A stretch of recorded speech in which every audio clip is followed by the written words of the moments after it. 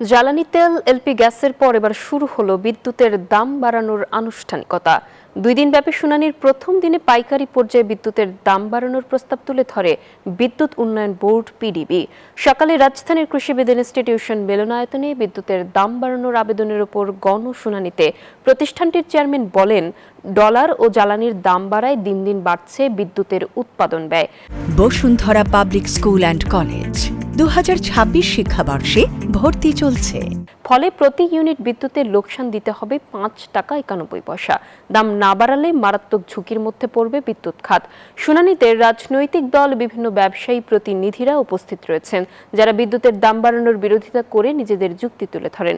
এদিকে বিকেলে বিদ্যুতের সঞ্চালন চার্জ ও আগামীকাল গ্রাহক পর্যায়ে বিদ্যুতের দাম বাড়ানোর আবেদনের উপর গণশুনানি হবে।